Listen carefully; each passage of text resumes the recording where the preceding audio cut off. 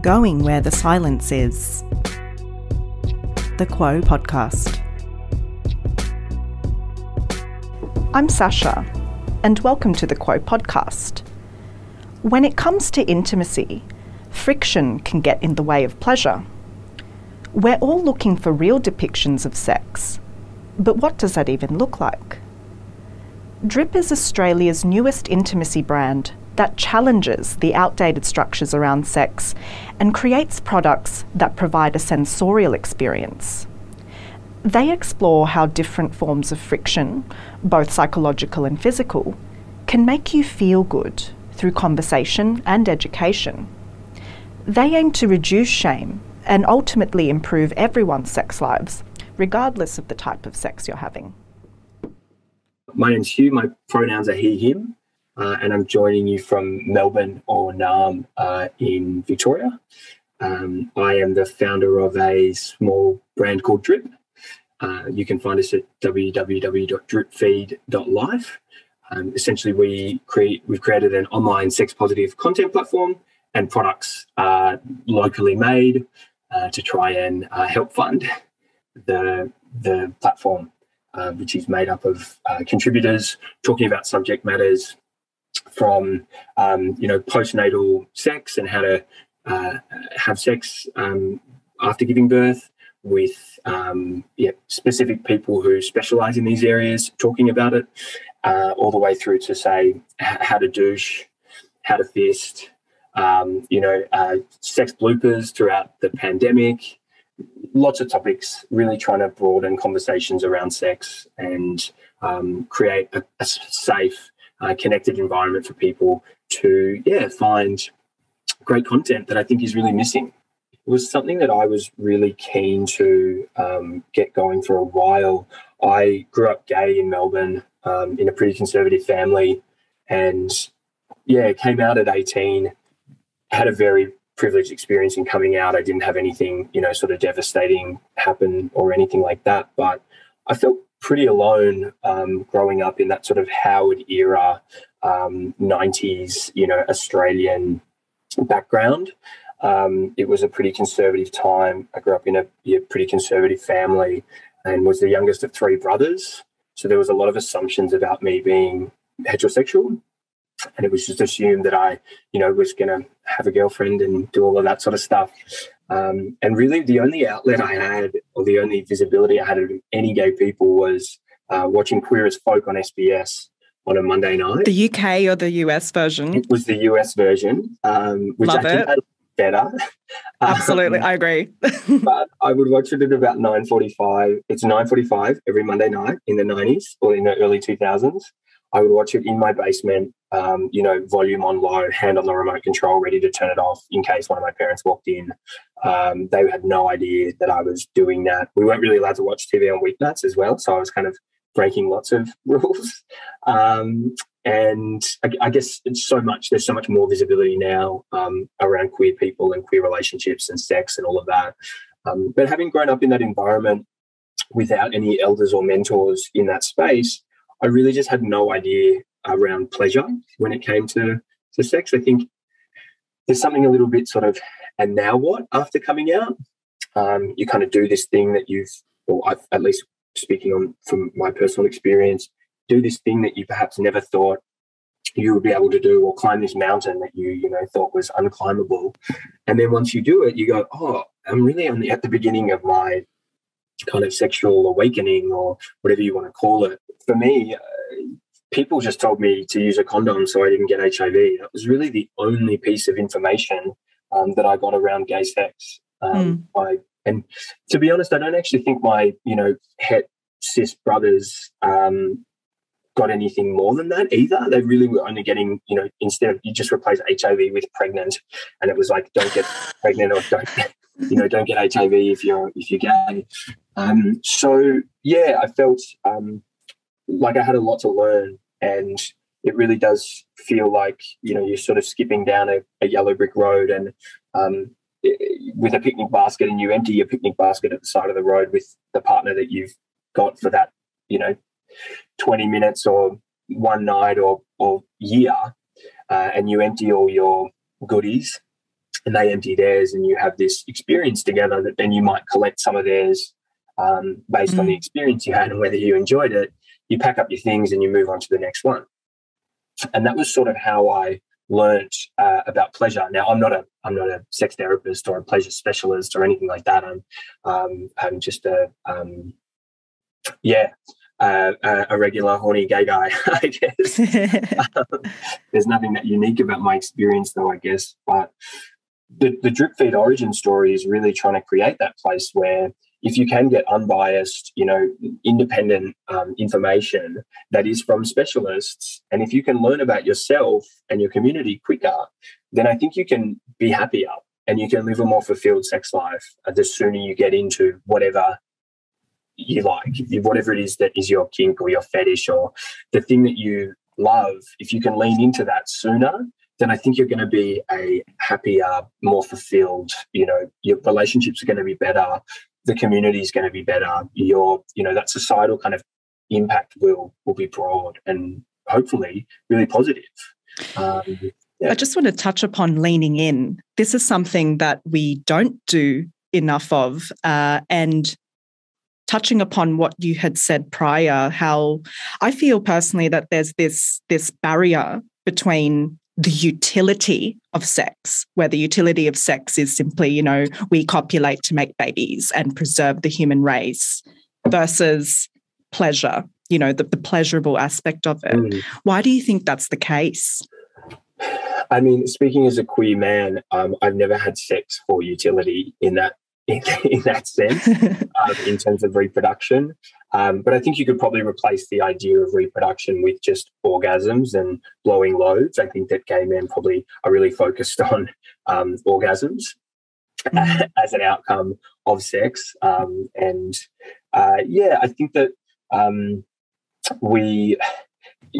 there's so many layers to that question, I guess, and the way that we respond to our upbringing and everything that sort of informs what it is and the sex that we have. It's an expectation that orgasm is the end game. Yeah, absolutely. I think that and then there's sort of so many layers to what happens if that's not achieved as well. And pleasure isn't necessarily the focus, but it is about kind of coming. Absolutely, and which can cause some serious problems mentally as well. Totally, for both partners, right? Like for the one that doesn't come, for the one that feels like they are inadequate or not being able to provide an orgasm for the partner. That's definitely, I think we need to probably lean away from that as the outcome of sex and what pleasure is. What we're trying to do with drip and drip feed is to remove the friction that stops people from experiencing that pleasure. And as you say, an orgasm is definitely an experience of pleasure, but it's not the only experience of pleasure. There are so many other ways you can experience pleasure. And what we're trying to do through the content is really remove or talk about areas of friction. So be it, guides on how to do something properly, interviews or conversations with sex workers, sex therapists, psychologists, academics, whoever it is. And then with the products, if Sasha is here and your experience of pleasure is here, and for the people not watching the video version of this, my hands are kind of, in line with my shoulders, how do we bring them closer together? Through having products that aren't clunky, that are considered in the way that so many products in our lives are designed, it feels like there's a real lack of sex products that are designed in the same way, and the expectation just isn't there in the same way when it comes to products. You might have beautiful products from Mecca or Aesop or these types of brands that have incredibly considered ways in the format of the product, the packaging, the labeling, the ingredients, and all of that is such a sensorial experience. And then when it comes to sex products, it seems like people are very okay with very average kind of supermarket or convenience store bought products that don't feel good. They feel sticky and tacky and kind of taste gross and just a bit cheap and nasty. So I think what we're trying to do is create a really premium experience for people through products that respond directly to these points of friction and that stop people from experiencing pleasure. I love this idea, by the way, of your purpose reducing the friction, because, and it touches upon that, bridge between utility, let's say, of sex and pleasure. But what, in your opinion, because you have the content that you have been exploring as well, what are unspoken but common barriers to sex? Yeah, that's a really good question. And I'm only speaking on my behalf and from my experience. We've definitely got people under our contributors who have a lot more experience in speaking with, be it their clients or clientele, around their common experiences of friction. I think as a cis gay man, things like diet, if you are having sex, and when I say sex, I'm meaning, penetrative sex, that's something that's really unspoken about. I think the amount of times that you can increase or improve your sex life through eating things like psyllium husk, which is incredibly fibrous. Writing this down. Take notes. No, this is all written up on the site. You can see it yourself. Even things around practicing how to douche properly. Like, no one has ever taught me how to do that. You kind of learn about it through usually experiences of sort of embarrassment or shame, and depending on who your partner is, you'll then respond accordingly. Trying to create other things is, in terms of friction, things like a penis size, the how to give oral sex properly, how to have sex properly, how to prepare for sex, post-care, like how do you care for someone after they've had sex, all of that type of stuff. I think there's just a real void. And I think it comes down to, we live in a pretty conservative society. Australia is a conservative country, I think, and we don't really want to have these, I think, what people think are quite confrontational conversations with one another. There's a real lack of intergenerational conversations. And I actually think that the queer community are one of the strongest, and I still don't think we're doing all we can, but they're definitely one of the stronger at communicating cross-generationally. Because I know that, my cis-het brothers and sisters don't necessarily have any of that intergenerational experience. Usually they're partners of the same age, and they sort of go through life together and experience all those things together, where it's a lot more common for gay men or perhaps queer people to be having intergenerational relationships where there is an age gap of, say, 10, 15 years, and it's quite normal. Or, you don't see it as something that's very unique in those communities. And therefore, there's an amazing transition of information and education that can happen via those intergenerational relationships. If you are enjoying this episode, please support us by rating and reviewing this podcast, visiting our website, thequo.com.au, and following us on our socials using the handle @thequoAU. What, in your mind, are sort of outdated views about sex? I don't think I've ever really felt a part of conversations around sex. And I've been to plenty of, seminars or,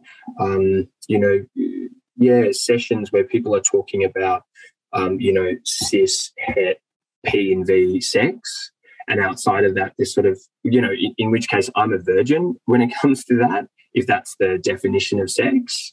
And I think that, queer people are often left out of those conversations entirely, unless they are a queer-focused, chat or group or whatever. I've never seen, I've never really seen myself in any of those conversations, unless it's run by, a gay organisation that's putting gay men, first and foremost. What we're trying to do is really create visibility and inclusivity in a totally legitimate way, through having content creators that are of diverse backgrounds that can speak on their own from their own personal experience. I don't think we're trying to ask anyone to speak about experience they haven't had. And then in addition to that, we are also in all of our imagery, all of our models, everyone, none of the models are models. Everyone it's real people, in their true settings of intimacy, and trying to capture that, because I think that's really beautiful and I think that should be celebrated. And I don't know what it would have been like for me as a young gay boy growing up if I had have just been able to see some of that, how much that would have meant to me and how, included I would have felt. I think that, that's something that a lot of mainstream intimacy brands or sex brands don't really engage in. You sort of have to have, you have to be beautifully thin or skinny and, large breasts and rippling abs if you're a man, or perhaps you have to be, hairless or, waxed and tanned and all these types of things that I think give a really, it's somewhat dangerous in creating expectations around how we should look or how our partner should look. That is completely unrealistic as to what the true intimacy is.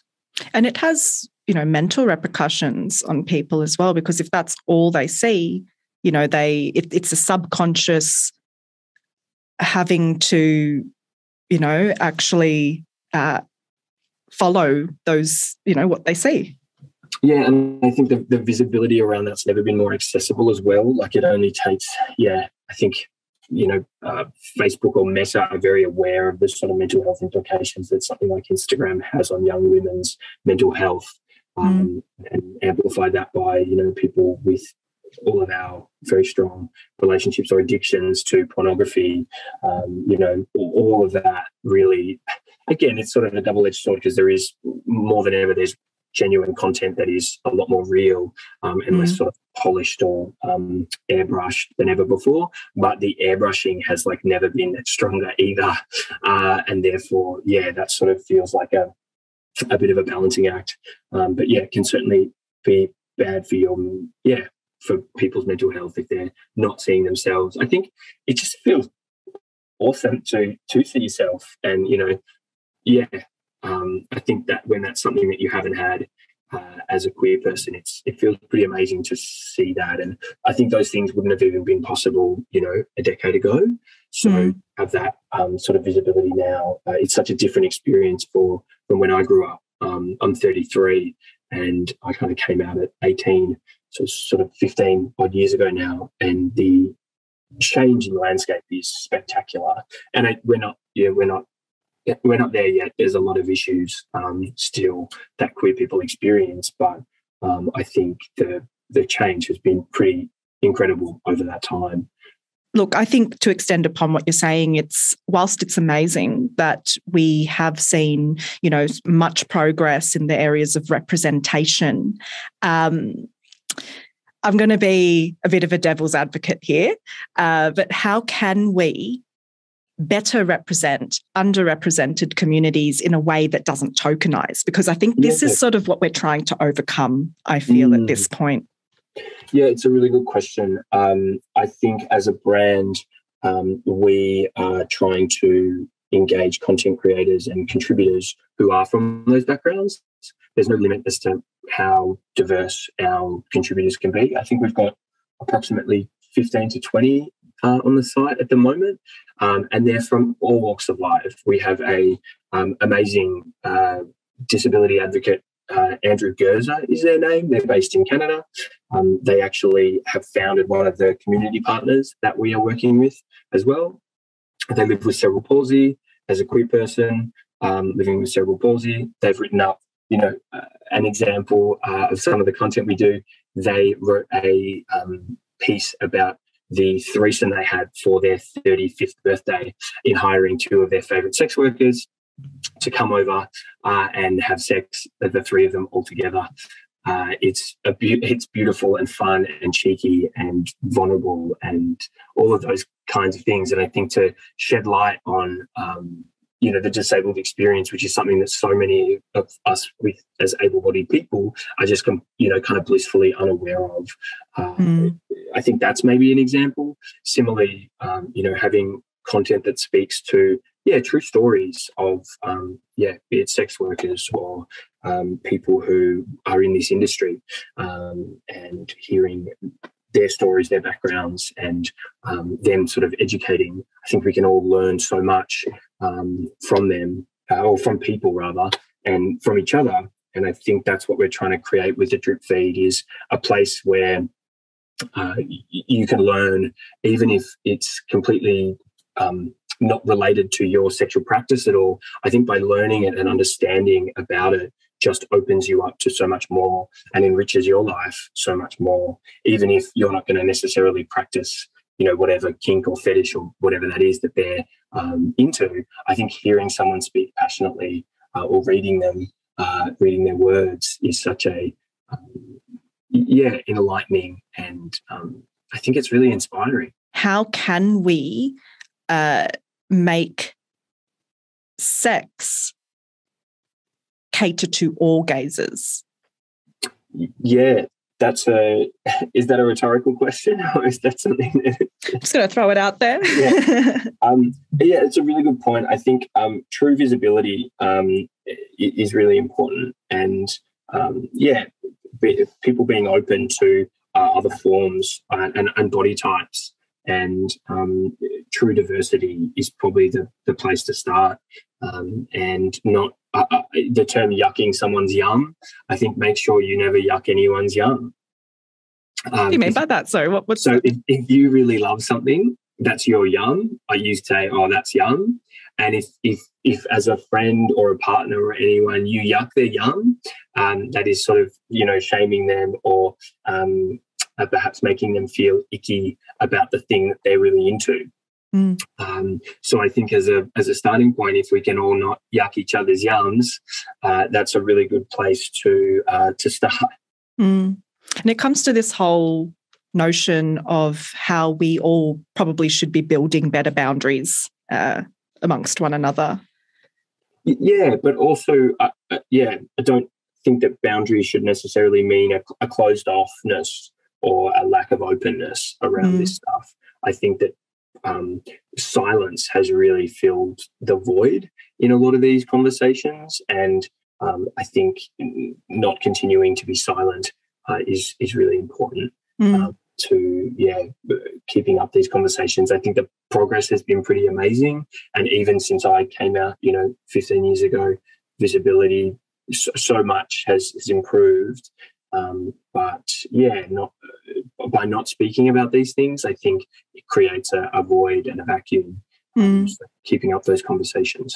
And I think it's just about being more, it'll be a work in progress. I feel that it'll take time to actually be more open about expressing our boundaries, because I think this is where we're at. I think whilst we are establishing boundaries individually and collectively, I think the next step from here is being able to actually openly and honestly express them. Yeah, absolutely. And that takes time and trust and, rapport between people and of yourself. So until you're at that point too, this isn't necessarily something that comes to people, naturally or straight away, when either, coming out or being over 18 or anything like that either. It can be things that people discover much later in life. But I think, that being said, it's just amazing that you are forming part of this new movement where we are seeing a lot more education around sex positivity, bodily autonomy, and so forth. What would you advise for people? I mean, because as we were discussing, there is still a lot of friction when it comes to our exploring our own wants and desires and pleasures. What would you suggest, just for the anyone, as to how we can actually come to exploring our own niches and I've never fantasies? been asked this question before, but it's a really, really good one. I think if a safe space, and this is for adults, obviously, I'm speaking to, but I think a nice place to start, I would say, is porn.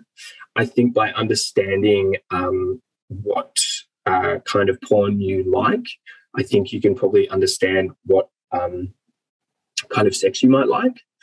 I think having conversations with a partner about that as well is a really good way, because a partner will have a different perspective on, whatever it is that you're into or leaning into. And then I think the next step for me would be to go to a sex store and kind of browse, go in there without a single purpose.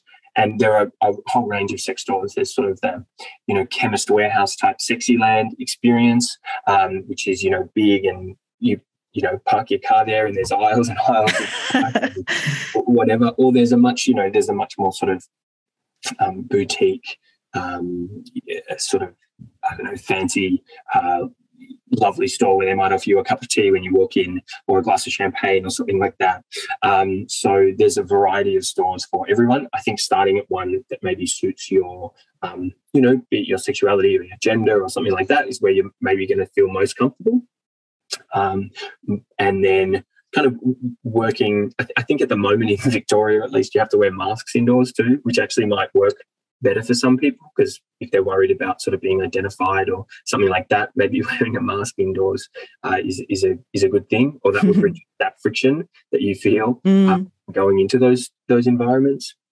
But I think browsing through that and looking at potential products or things that you might like, if you're more money conscious and access to finance isn't something you can do, I think the internet has an unlimited amount of information around sex and sexual health and pleasure, and there are plenty of people to follow on the likes of Twitter and Instagram and all of those types of things as well that can help inform you or help you on your journey around this stuff. I think apps can also be a real ally in this. Now, they can also be really problematic, and there's lots of issues with all of them as well. But I feel like, you can potentially, if you're willing to open yourself up to a whole range of new experiences via an app. Now, that all has to be in a very safe, consensual way.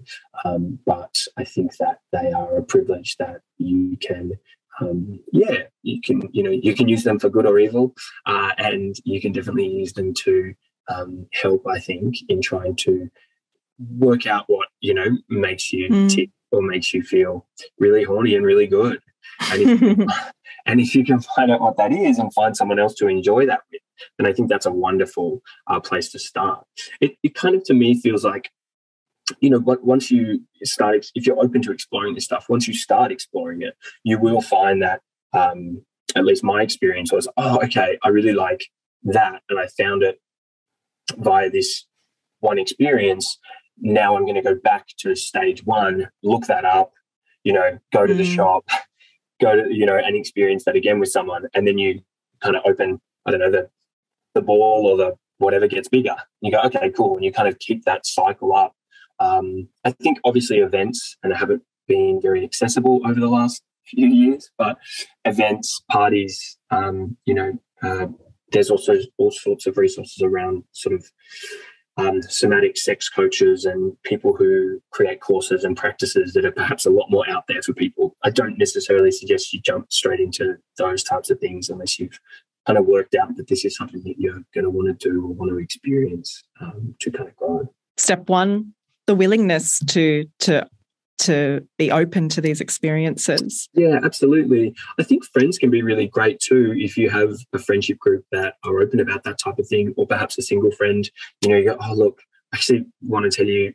And again, this might not be the types of dialogues you have with your friends. So I don't think you should just jump into this if this is completely out of the blue. But I think friends can be a really good sounding board for that type of stuff. And if you've got open-minded, good friends that you trust and love, that trust and love you, then they will want you to, explore these things if it's something you're wanting to explore. So if you're open about it, they might have a different perspective, or they might be into it too. So you can go on that journey together, or kind of share, notes. I think those are all good things. Show us some of your products, because when did you start launching your products? I think you said it was only 2 weeks ago that you started. Yeah, so we launched our products on the 6th of December. They're all locally made here in Melbourne. We have partnered with a couple of different chemists to create them. We're pretty proud of them. They're all made locally, with beautiful ingredients, and they're really trying to respond to points of friction that we identified via sort of testing and chatting to a lot of people and communities about what it was that they felt created friction in their experience of sex. So the first one we can probably talk about is the water-based lube. So they come in these cylinders that look like that. The idea is that the cylinder hopefully stays on your bedside table rather than, underneath your bed, hidden away, kind of the opposite to out of sight, out of mind. It's really nice packaging. It's and it's recyclable, right? That's made of card. Yeah, and then the bottle itself is actually made from recycled plastic. So they come in a lockable top, so you don't, and it's a pump that only gives you a little bit, so you're not going to, end up swimming in the stuff. The best thing about the water-based lube, I think, is that it doesn't leave that sticky, tacky residue.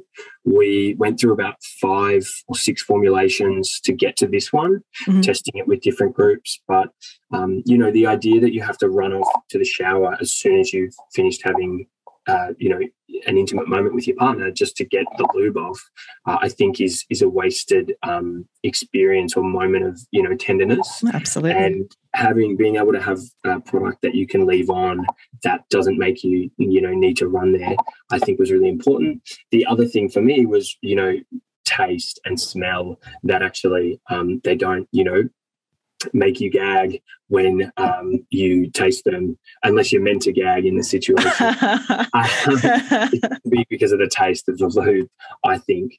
That's our water-based lube. It comes in 2 different sizes. We similarly have done an oil-based lube, which is made from 100% organic certified coconut oil as the base, and then a bunch of other local oils to create moisture.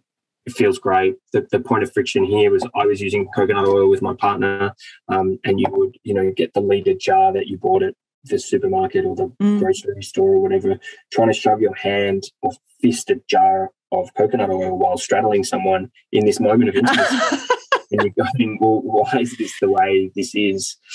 So what we've done is it's fractionated coconut oil, so it's completely liquefied and stays liquid unless you freeze it, which means it's really accessible and easy to use. It doesn't, we were then trying to microwave the litre jar of coconut oil, which then if you take a jar into a bed that isn't sealed, it just spills everywhere, which is a massive nightmare as well. Not a good time. No. So, the oil-based lube was really trying to respond to those points of friction.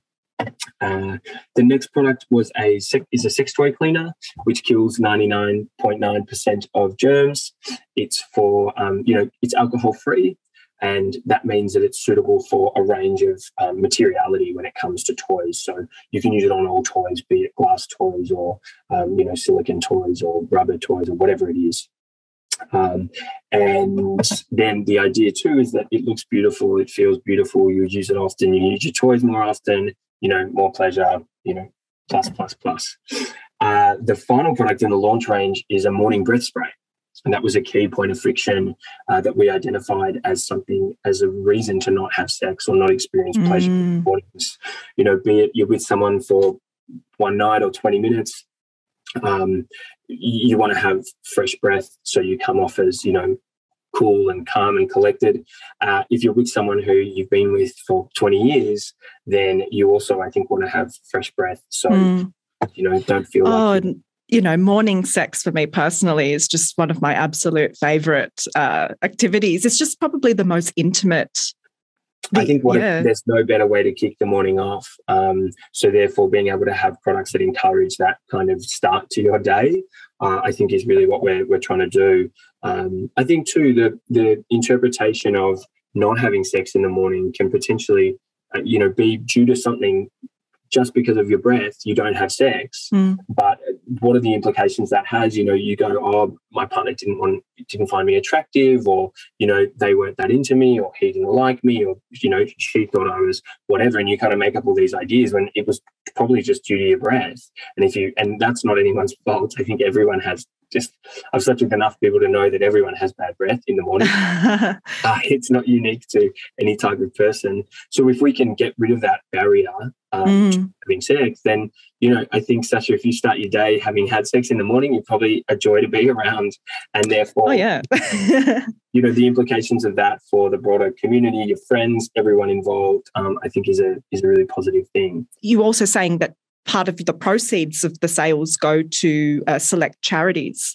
Yeah, so at checkout, you are forced to donate 5%. Or we do the donation, it doesn't add to your order, but we give 5% of your total order to one of 3 organisations that we're partnering with, and the user or the customer gets to choose, the 3 of which are the Scarlet Alliance, which I think you've had a number of guests from the Scarlet Alliance on the podcast, so I won't need to tell you anything about them.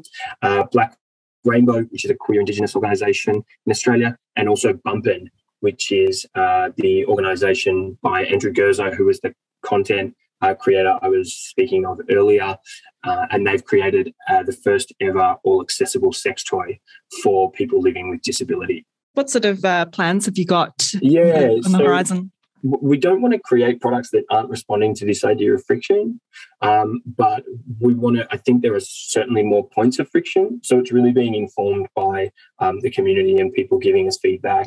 I really want to create a great silicone lube. I think there are some really great silicone lubes on the market, but particularly for queer sex, silicone lube is great. I'm a big fan, but I don't want to create one that doesn't have that really high grade, pharmaceutical grade silicone. So we're looking at sourcing that at the moment. The next product after that is a good wipe. I really want to create, I think so many people use baby wipes in sex or a similar sort of product to baby wipes, and they taste like, talcum powder and nappies or something. And the fact that we all just accept that that's okay, why isn't there a really beautiful, adult wipe that makes you feel good either before or after or during, those types of products that feels really sexy and luxurious as opposed to, the kind of clinical baby type experience that is the norm at the moment. So those are 2. But if anyone listening to the podcast has ideas around friction and things that stop them from having sex, we would love to create products that respond to that. It's so funny with the idea of friction that it's actually quite simple, isn't it? All these barriers are actually simpler than we think. That's, I think, personally what I've learned from speaking with you today. I think once you start identifying them, they're really easy to break down. And by breaking them down, you can live, a much more fulfilled, happier kind of existence, or at least that's what it's been for me. The more I learn about something, kind of peering over the edge and understanding where the bottom or the water is, you go, okay, cool, it's not as scary. I think when you don't understand what those points of friction are, there feels like there's an overwhelming amount of them. And where can people find you? Yeah, so, you can find us via Instagram. Dripfeed.life is our handle. Otherwise, the website, you can email us, hello@dripfeed.life, or our website is www.dripfeed.life. We also are on Spotify. We do fortnightly mixes to have sex to by local artists or DJs. Ooh, got to hit that up. Every 2 weeks, we release a different mix by an artist. Usually goes for about 2 hours. They're fantastic. I would highly recommend the Stereogamous one, which I think was titled Sounds for Gay Saunas. It's a fantastic playlist. Come find us and get in touch. Hugh, thank you so much for your time. Thanks so much for having me on the show, Sasha.